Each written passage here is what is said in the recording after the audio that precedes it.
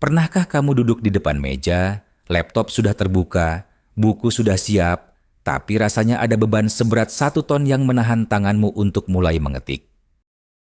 Akhirnya, kamu malah mengecek HP sebentar, dan tahu-tahu 1 jam sudah lewat. Di momen itu, biasanya kita akan menghujat diri sendiri. Kenapa aku malas sekali? Kenapa aku tidak punya disiplin? Namun, ada sebuah rahasia kecil dari sisi neuroscience. Malas itu seringkali hanyalah gejala. Masalah utamanya adalah friksi mental. Dalam fisika, ada hukum yang sangat menarik tentang gesekan. Untuk menggerakkan sebuah kotak besar yang diam, tenaga yang dibutuhkan jauh lebih besar daripada saat kotak itu sudah meluncur. Ini disebut gaya gesek statis. Otak manusia bekerja dengan cara yang sama. Memulai sebuah tugas dari diam ke bergerak membutuhkan ledakan energi kognitif yang besar. Tapi, begitu kamu sudah berjalan 15 menit, tugas itu tiba-tiba terasa jauh lebih ringan. Friksinya berubah dari statis menjadi kinetis. Masalahnya, banyak dari kita yang secara tidak sadar membuat permukaan hidup kita terlalu kasar, sehingga gaya gesek statisnya menjadi mustahil untuk ditembus oleh motivasi secanggih apapun.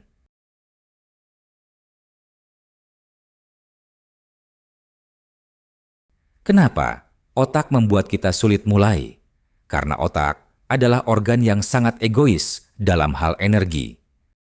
Secara evolusi, otak dirancang untuk bertahan hidup, bukan untuk produktif.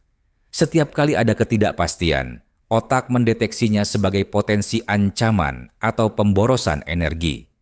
Jika kamu berkata, "Aku mau belajar," tapi tidak tahu bab mana yang mau dipelajari, otakmu akan merasa bingung. Kebingungan sama dengan ketidakpastian. Ketidakpastian sama dengan bahaya atau boros energi. Hasil akhirnya, otak akan mengirim sinyal rasa malas agar kamu kembali melakukan hal yang aman dan jelas, seperti scrolling media sosial yang alurnya sudah pasti.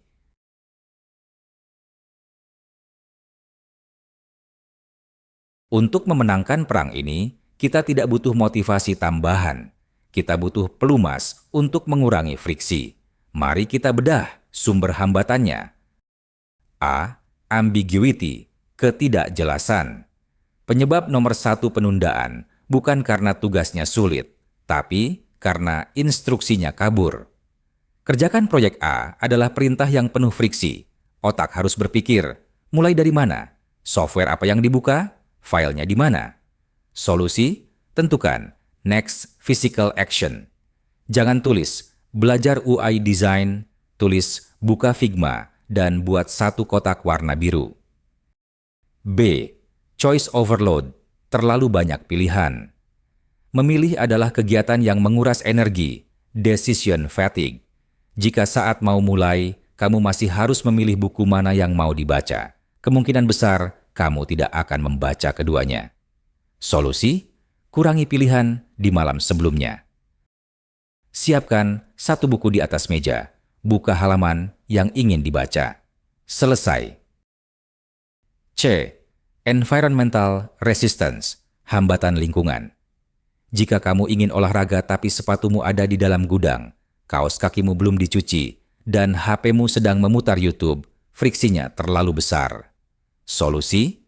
Gunakan prinsip path of least resistance. Buat hal baik menjadi sangat mudah dijangkau, dan buat hal buruk menjadi sangat sulit dijangkau. Misal, taruh HP di ruangan lain. D. Perfeksionisme, harapan yang terlalu tinggi.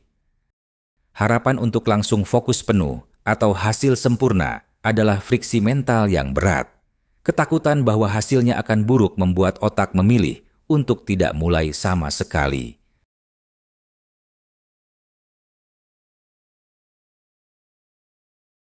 Cara paling efektif untuk melawan friksi adalah dengan menipu otak.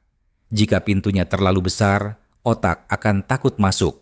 Maka, kecilkan pintunya sampai terlihat konyol jika kamu tidak melakukannya.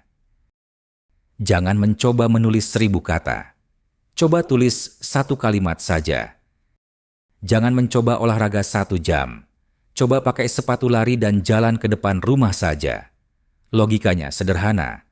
Tujuan dari target kecil ini bukan untuk menyelesaikan tugas, tapi untuk mengalahkan gaya gesek statis. Begitu kamu sudah bergerak, mesin internalmu akan mengambil alih, dan semuanya akan terasa jauh lebih mudah. Ingat pembahasan di part 1? Energi mental kita terbatas.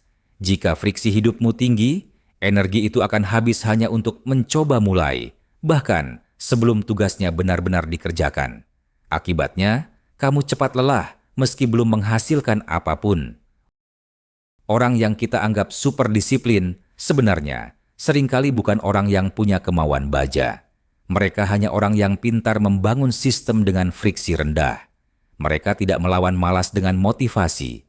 Mereka menghapus alasan untuk menjadi malas. Mulai hari ini, setiap kali kamu merasa berat untuk memulai sesuatu, berhentilah menghujat dirimu sendiri sebagai orang malas. Berhentilah mencoba menekan pedal gas lebih dalam dengan motivasi sesaat. Tanyalah pada dirimu, friksi, apa yang sedang menghambatku sekarang? Apakah tujuannya kurang jelas? Apakah lingkunganku berantakan? Ataukah pintunya terlalu besar? Turunkan friksinya dan biarkan dirimu meluncur.